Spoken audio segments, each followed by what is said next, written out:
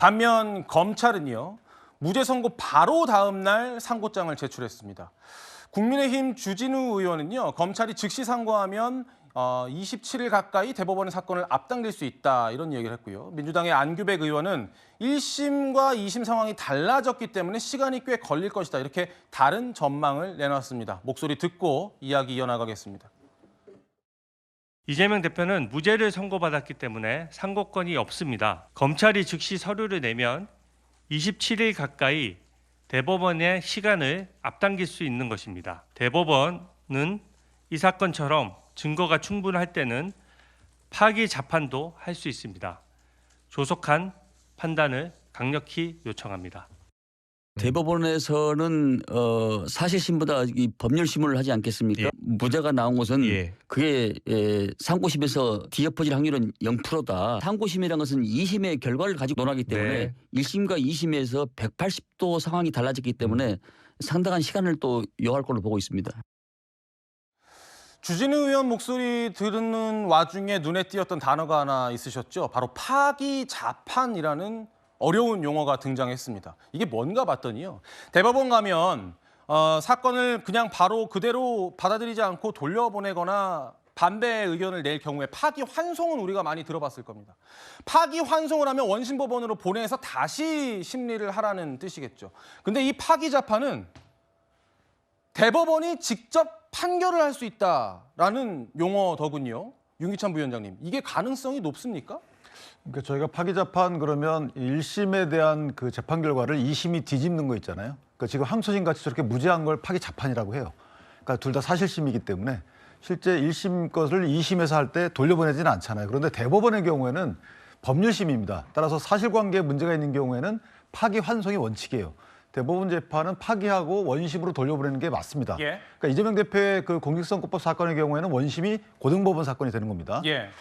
그런데 만약에 사실관계에 대한 다툼이 없는 경우, 그러니까 법률 적용만 있는 경우, 이 같은 경우죠. 지금 판결문에 따르더라도 1, 2심에 의한 증거에 의하더라도 이렇게 나오거든요. 그러면 증거에 관련된 1심, 2심이 다르지가 않아요. 다만 자유심증주의, 그러니까 판사가 이 증거를 갖다가 어떻게 볼지, 이 증거하고 이 법령 적용 과정에서 본인의 어떤 이 법률적 지식을 어떻게 반영할지, 이 자유심증에 관련된 부분이기 때문에 이 경우는 파기 재판이 가능하죠. 가능하다. 법에 의하면. 그러니까 파기 재판을 하게 되면 대법원이 파기하고 스스로 어떤 판결 결과를 놓습니다. 종국 결정을 해요. 예. 그러니까 종국 판결을 하기 때문에 다시 그 이상 이어지는 절차가 없는 거죠. 예. 따라서 절차가 바로 끝나고 짧을 수가 있는 겁니다. 법리적인 일반적인 설명을 주셨는데, 조기현 부위원장님, 지금 검찰이 하루 만에 상고장을 제출을 하면서 원래 절차상으로는 선고 후 7일 내에 상고장 제출을 하게 돼 있기 때문에 적어도 6일은 앞당겨진 것이다. 그리고 접수 통지서 이후에 20일 내에 상고이유서를 제출하는데, 이것도 만약에 검찰이 바로 제출을 하거나 이러면 그래서 뭐 27일까지 앞당겨질 것이다, 이런 분석 나오는 것 같아요. 어떻게 보십니까?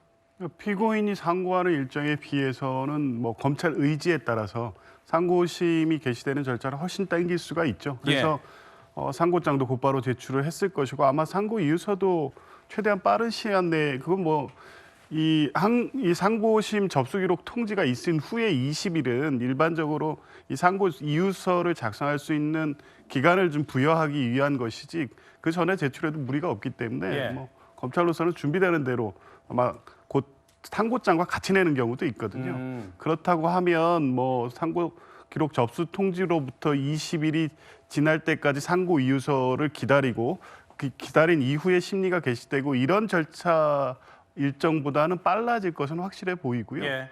그런 측면에서 보면 이제 결국 그 절차 일정은 당겨지는 건 큰 뭐 의미가 없고, 실제 대법원이 얼마 기간 동안의 심리를 통해서 결정을 낼 것인가, 이게 중요한 거죠. 이제 333 원칙을 적용한다고 하더라도 뭐 그 기간은 이제 3월 26일부터 6월 26일까지니까 그렇게 따지면 3개월인데, 그 원칙과 관계없이 실제 이 사건의 1심의 유죄가 2심에서 전부 무죄로 번복이 됐기 때문에 대법원이 심리에 신중을 기할 수밖에 없습니다. 그게 뭐 3달의 시간이 필요할지 아니면 더 필요할지, 더 당길 수 있을지는 대법원의 어떤 정권 사항이기 때문에 그 일정은 기다려 봐야 될 것 같습니다. 절차가 빨리 진행되더라도 대법원의 심리 시간이 길어질 수 있겠다 이런 말씀 주셨습니다.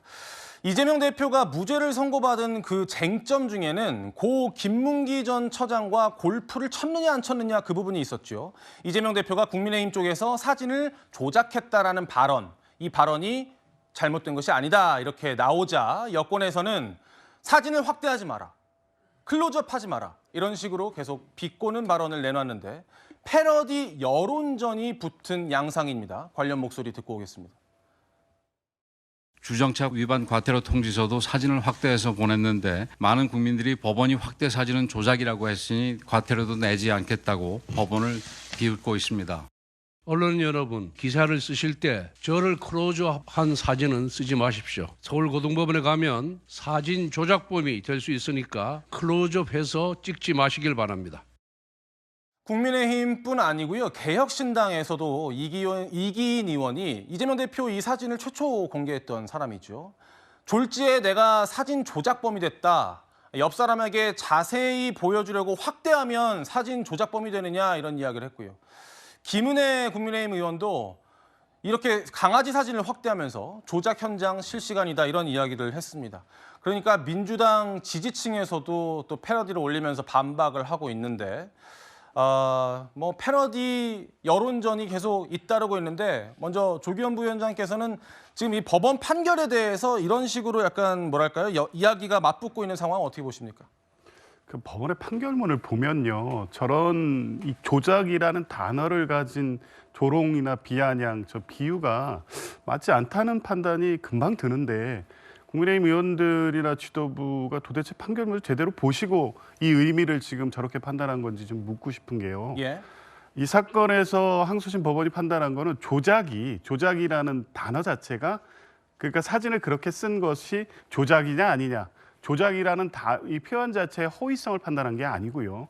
골프를 친 것처럼 사진을 조작했더라는 말에 그 이재명 대표의 표현의 의미, 이거의 허위성을 판단해가는 과정에서 앞에 쭉 그 앵커의 질문과 답변이 오고 가는 내용들을 쭉 설시하면서 전체적인 맥락에서 봤을 때 이 골프를 친 것처럼 사진을 조작했더라는 말은 의견의 표명일 수도 있고 허위도 아니다 이렇게 본 거예요. 그러니까 예. 조작의 의미에 초점을 맞춰가지고 그걸 상세하게 그 부분을 비판할 문제가 아니거든요. 알겠습니다. 그럼에도 불구하고 그 단어 자체에 대한 법원의 판단이 잘못됐다는 식으로 접근하는 것은 판결문의 취지를 전혀 이해하지 못한 것이라고 봅니다. 윤기찬 부위원장 말씀도 들어볼까요? 근데 조작은요. 물론 조작을 누군가 했다면 이재명 대표 행위는 아니죠. 그 부분은 조작한 사람의 행위가 있었겠죠. 그런데 조작이다라고 만약 이재명 대표가 한 얘기를 반추해 보면 저희가 허위성이 암시되어 있다고 볼 수 있는 거예요. 난 이런 사진을 찍은 적이 없다. 그리고 나는 이 골프와 관련된 행위를 한 적이 없고 골프를 친 적이 없다. 예. 이 허위가 암시되어 있기 때문에 저걸 조작이라고 판단하게 되면 사실 이재명 대표 손을 들어준 거잖아요. 저것도 사실 허위 사실의 하나예요. 두 번째는 골프를 친 것처럼 이 부분도 마찬가지입니다. 예. 내가 마치 돈 준 것처럼 저 사람이 얘기하더라. 그럼 난 돈 안 줬단 말이잖아요. 골프를 친 것처럼 사진을 조작했다 그러면 난 골프를 안 쳤다는 겁니다. 근데 이걸 사실로 보지 않고 마치 의견인 양 이걸 치부하거나 이걸 떨궈 버렸어요. 자, 이런 판결은 글쎄 상당히 동의하기가 어렵다. 이렇게. 알겠습니다.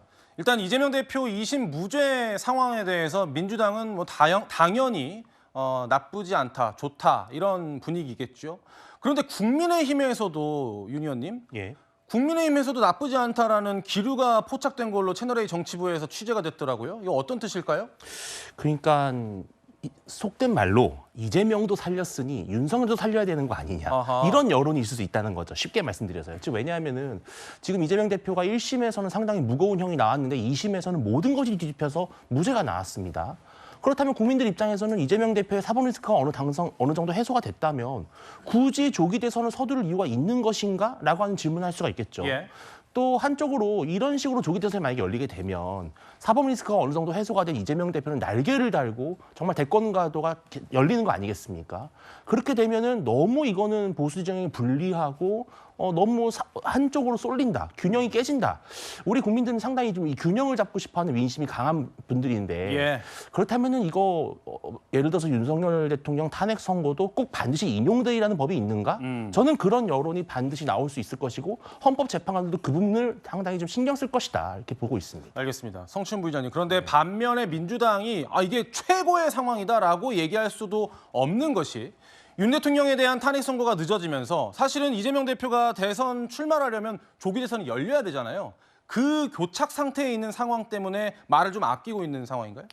저희 당에서는 탄핵 인용이 될 거라고 확신을 하고 있기 때문에 조기 대선은 시간의 문제이지 꼭 열릴 거라고 생각합니다. 그렇기 때문에 그런 거에 대한 우려 이런 것도 없다고 보고요. 예. 방금 말씀해 주신 국민의힘 상황은 희망 회로를 돌리는 것일 뿐이다라는 말씀을 드리고 싶고 사실 그 이야기가 이 이재명 대표의 2심 선고 나오기 전부터 예측들 이 유죄가 나오면 유무죄에 따라서 탄핵 신고도 달라질 것이다라는 예측들이 있었잖아요. 저 그때도 비판했거든요. 왜냐하면은 헌법재판관들이 법리와 그 양심에 따라서 판결을 해야지 다른 재판 결과를 보고 판단을 바꾼다? 저는 이렇게 말하는 것 자체가 이렇게 예측하고 희망회로를 돌리는 것 자체가 헌법재판소에 대한 신뢰를 실추시키는 행위다. 그렇기 때문에 헌법재판관들은 기존에 해오던 법리대로 양심대로 지금 판단을 하고 있을 뿐이지 그것이 좀 길어지는 것 때문에 뭔가 이재명 대표의 재판과 연관시켜서 뭔가 기각이 나올 것이다. 이렇게 생각하는 거는 그냥 보수 진영의 희망회로일 뿐이다. 이렇게 말씀드리고 싶습니다. 알겠습니다. 저희가 대한민국 정치는 여전히 시계제로다 이런 말씀을 드린 적이 있었는데 한 치 앞을 볼 수가 없다.